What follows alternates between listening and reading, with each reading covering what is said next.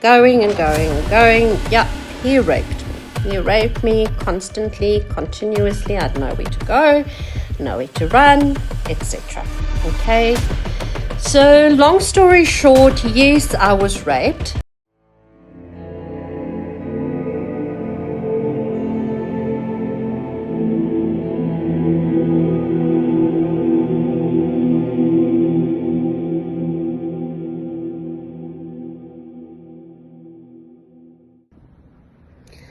Hi, good evening, Superior, and thank you so much for allowing me the opportunity to join you and your followers and guests out there to be a part of this wonderful journey that you have as well as what I've had. Well, my name is Angelique McAdam, and I'm 52 years old. Please believe it or not, I've actually made it to just over half a century and planning on doing at least another 52 years because life is phenomenal. It's absolutely amazing.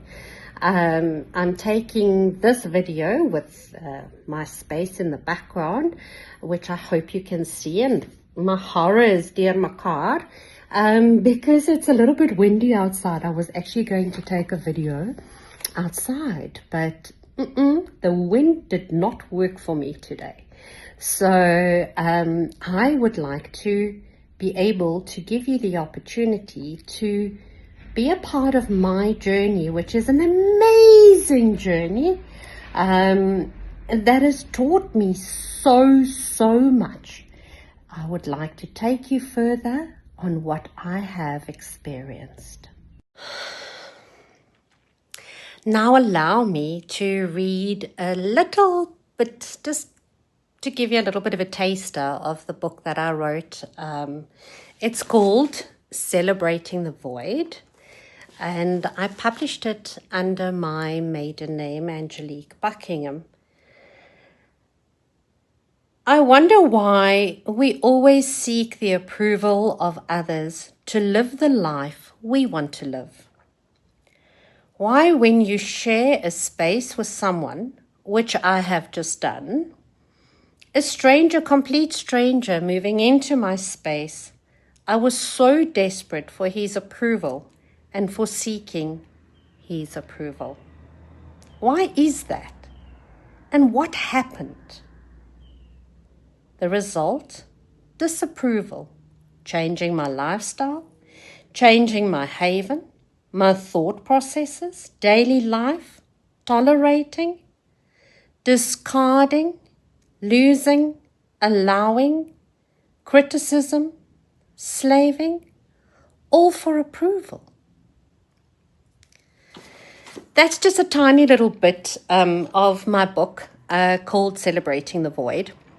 And to give you a little bit of a background as to what and how and why I wrote my book and how far I've come, is I am a very, and I call it a proud survivor because I actually have survived all of this.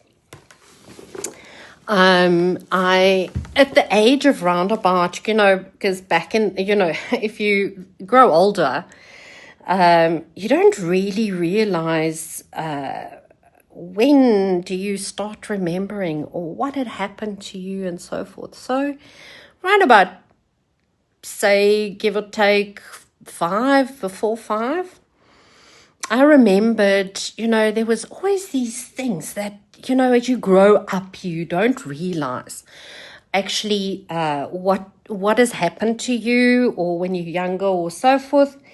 And then you get these little things like, why don't I like this? Why don't I like that?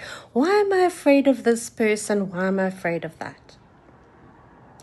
It then occurred to me, as I grew up and I started, studying and furthering my career, that, I was actually molested. I was molested by, and, as my thought processes go and you go into these things, I realized that I was molested, okay? Growing up further. Anyway, just to jump. later on, when I was 14, 15, back in the day, you used to, well, in our days, right? Okay, it's not millennial right now, but, well, I'm a millennial, but it's not the newbies that we have now. But we had to work for our pocket money, and for me, it was always very important to have my own money because, then I don't have to like ask, or I could actually buy presents. That was my big thing. So I could buy presents for my mom and for my dad and so forth. So anyway, I worked. Okay, it was a December job that I had, and the one day I was literally asked by the boss, the guy that I worked for, that I worked in his offices in December, and he asked me the one day if he's got a meeting in Pretoria and he would like to want me to go with. I asked my mom if that's okay. So she said, yeah, it's my boss, and so why not trust the person? So anyway, we went off. Instead of going to Pretoria, he took me to the cable cars at Hartbeespoort Dam. And I said to him, and this, he said, no, we've still got time. So we went he took me up the cable cars. He tried to offer me a joint, dacha.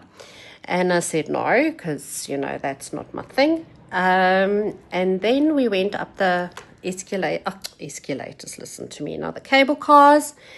And when we came down, it was starting to get a bit later, and I said to him, I'm sure we need to go to this meeting. And he said, no, he's going to quickly go and show me his farm that he bought. So we drove, and then he took me onto this gravel road and took me out the car. Well, I got out the car because he now wants to show me. And then he started pushing me down and started kissing and going and going and going. Yeah, he raped me. He raped me constantly, continuously. I didn't know where to go, nowhere to run, etc. Okay. So, long story short, yes, I was raped at the young and lovely age of 14, going on to 15. And he was older. He was in his 30s, married man. He stayed in, I know his house, been there, had the bride there, met his wife, know his children, all of the above. Okay, so in short, that is what happened. And then after that, you run back, you feel dirty. I didn't know what to do, and I've disappointed my parents and my father. And then going further, my father called me a slut, all right, because he accused me of, because, I had what do you call hickeys and blue marks and so forth, because he also tried to pin me down in the car that he drove with a seat belt, safety belt, and, trying to get away. And so, anyway, so that is basically, my dad thought that I am now sleeping with a married man, called me a slut. And I could not handle anymore, because now I'm guessing, who am I? Now I've disappointed my parents and so forth. So my mom had tablets. She just came out of the hospital for a knee operation and so. And I walked to her side cabinet and took a whole bunch of tablets. Actually, everything she had. Let's just be real. So me being a small-built young lady, I passed out halfway to my bedroom, and my mom found me lying on the floor. And in my concussedness, or half-druggedness, you want to call it, I remember just when my mom was screaming, my dad needs to help, He just said, let her die. If she wants to do this, let her die. She's got no value or anything to her life. So my mom, wonderful as she is, I don't know how she got it right because her leg was in full plaster cast, threw me into the car and off we went to J.G. Stradom Hospital back in the day. And it's now called Helen Joseph. And they pumped my stomach. And then I woke up in the psychiatric ward. I was in the psychiatric ward for, I think, 3 weeks or something to that effect. Anyway, it's noted in my book. I'm just quickly, reviving this and so forth. But in any way, I was there. I survived my rape. I survived the suicide. Because I actually was a little bit dead when they got me and they revived me when in the hospital. And then, oops. So, now to take it further, okay, so that is basically what it kind of like happened at that stage, and I was revived, gone through the whole thing. I had a wonderful psychologist, Gerrit Geldenhuys, may his soul and his everything rest in peace. He was a brilliant person. Anyway, so thank you to him, and I will always remember him for who he was and what he's meant to me. Then later on, as we continued with life, there was something not quite right with me gynecologically. So my mom took me to the gynecologist, and she diagnosed me with gonorrhea. So the gonorrhea that I had already spread so much that it took a long time for me to get over that and eradicate all of the gonorrhea that was in my system. So that later on caused quite a lot of problems for me, because then from there on I developed what is called endometriosis, and it just continued and continued. So because I was obviously invaded and raped so severely, this has caused quite a lot of gynecological problems, in effect that I ended up not being able to have children or naturally have children. But that was also now a God's gift, because never ever fear what is your pathway and your journey going forward. As it has so happened that through the IVF that I had to go through, usually one makes one little egg cell, and with the IVF I ended up making 12. So they harvested 12 eggs, of which I kept 4 for myself, and I have a beautiful boy that was born out of that. Oh, stunning. Man is now 24 years old. And as we continue, yes, that is, I donated 8 eggs to another lady that was not able to produce any. And there's a little girl born out of that. Oh, it's the only thing I'm allowed to know. I'm not allowed to know where, what, or how. The only thing I'm allowed to know is that there's a little tiny half a Angie running out there. And I hope she's as naughty as I am. No shame. She must be. Oh, I can't. But she just. If I made a lovely son like I did, trust me, I think that little girl is also gorgeous. Anyway, so blessed another person. And because of all of the above, guess what? I managed to adopt the most gorgeous little boy as well. Oh, so stunning. He's now 20, and he is an absolute God heaven sent.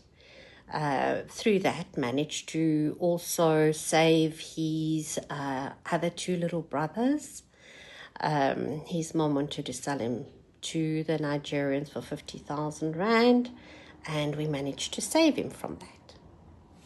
Lo and behold, a little bit later, as my journey continued, I became the chairperson, and my passion for saving children, for being part of children's lives, continuously helping and saving them. I became the chairperson of Child Welfare Roodepoort, and there was a little girlie, Mama Nunu. She is now my daughter.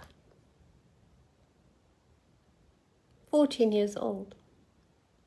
Gorgeous little thing as well. So I was blessed by having these kids. So gorgeous. You cannot believe. And very close to Mama, very close to my heart. And there's nothing I can say that was not an absolute blessing with regards to how my children were made, where they come from, and the journey I've had with them. All three of them loving, all three of them very close to me, and all of them are successful babies. Well, they'll always be my babies. Never ever take my babies away from Mama. As we continue, I decided that I would like. It's all of these things that I put out for myself.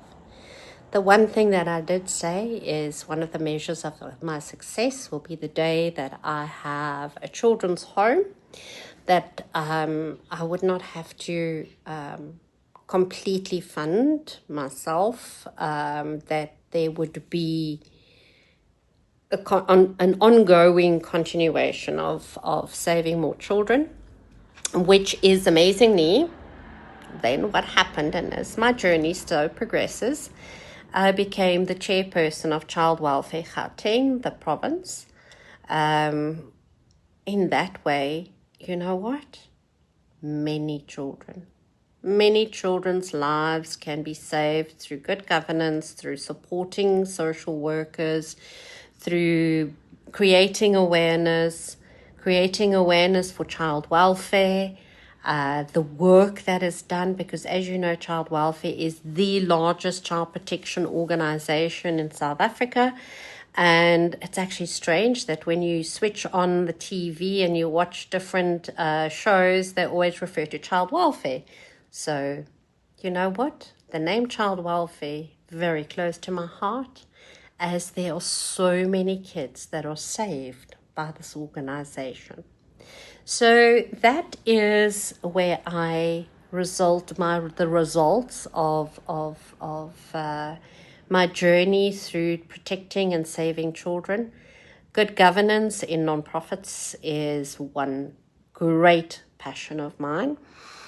I lived on my farm, Women Alone in Magaliesburg, and there I could save and also work with brilliant communities. Mama Lechua, Makulu Mlungu, Mama Angie, those are my two names. Very, very proud of them. Everybody calls me Mama. My children's friends call me Mama. I still call myself Mama Ange. And of late, Tani. And Tani will always make sure that children receive what they need to receive, the love and the care and the protection that they do. So for years, I have stood up for children's rights, has gone through to presidential summits with regards to Department of Social Development, developing children, developing social development, as well as child welfare. I wrote my book, which is something I said I would do, and I did it, and I self-published my book. I do a lot of talks, motivational speaking especially, and I do counseling. I've done, do marriage counseling, family, restorative justice. To me, nothing should stop you from reaching your goals. And my goals have always been to save children, as many as I can. I think I've done it quite a bit so far, but it's something I will never ever stop. It lies so close to my heart. And what I've experienced, I don't think any other child should experience what I've experienced or go through what I've gone through. No young child should be invaded. One of my biggest strongholds as well is the boy child program, which is because child welfare had a girl child program, and I insisted that boy children also be included in it. Because a lot of times it gets overlooked that boys are also raped. Girls are raped. Remember, it's very difficult to pick it up from a boy that they've been raped, and it's also something that they hide. Us as girls hide it because we, when you get raped, you feel guilty, you feel dirty, you feel like you've let down your parents, you are a disappointment. You hide. It is, and not a lot of people deal with it until much, much later in their lives. For me, every child that gets hurt, every child that gets raped, every child that gets abused, it shouldn't. Nobody should ever feel that they can harm any child. So I will continue fighting this battle. I will continue creating awareness. I will continue consoling children and women and men that have gone through what I've gone through, because you know what? It's not your fault. But you can rise. You can certainly rise up and change this mindset. And also, if you have experienced something like this, it's not the end of the world. It is something, how can I put it in words that will, what I've experienced is, it's made me stronger. And I'm not condoning what this man had done. No. I was also, took him after 35 years, I opened a case of rape against him. The case is still open. My prayer is that more people, because I'm not supposed to mention his name, recognize who I'm talking about, and that they would come forward, and also continue this journey of taking rightful action against my perpetrator. And also know that if you do not speak up and you do not take your perpetrator on, they do it to more and more and many more.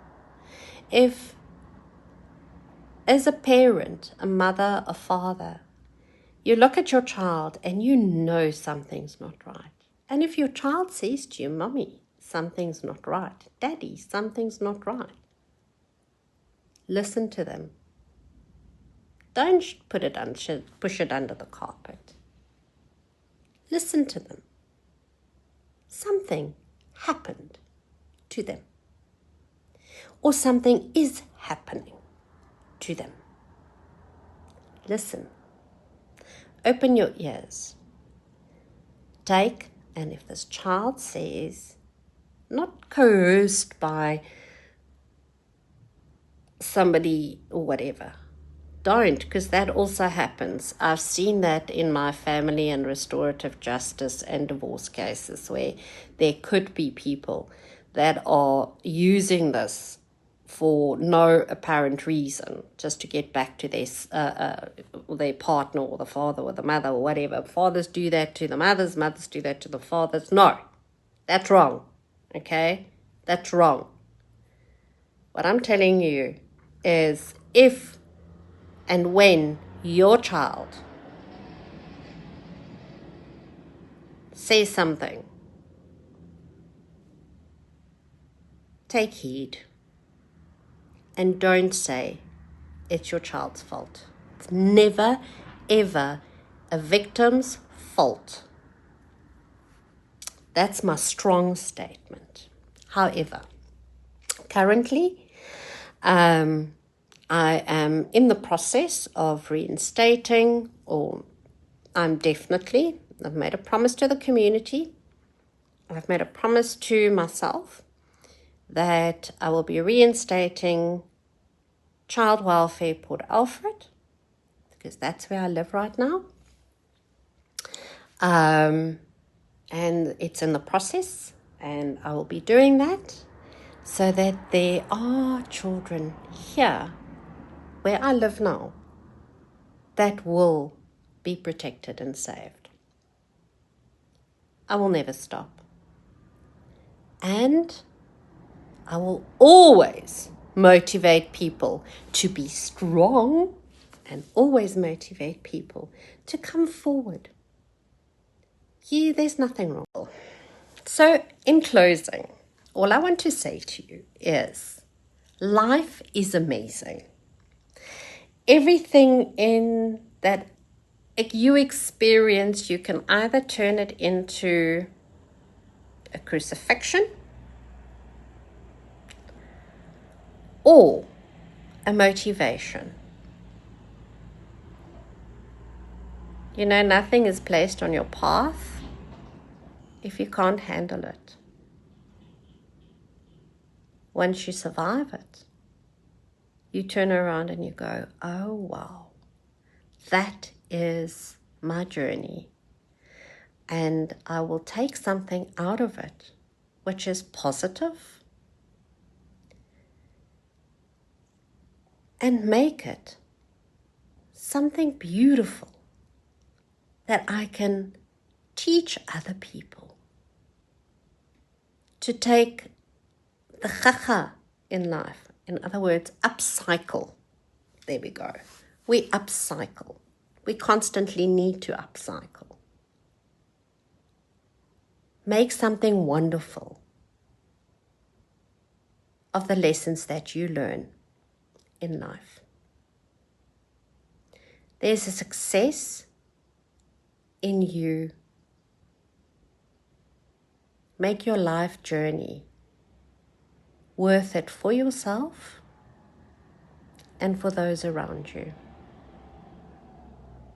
Be blessed, and thank you so much for this opportunity. I do motivational speaking. You're always welcome to schedule time with me. I try and assist and do counseling. Always there for you. Always there for other people. As people have been there for me to learn, to become stronger, to build myself. It wouldn't have been possible if I did not have the people in my life. And one of my favorite people is Simpiwe, because he has been such a brilliant supporter. I met him at one of my talks, and just watching him grow makes me grow. Simpiwe, you're my absolute hero. Thank you for continuing what you are doing.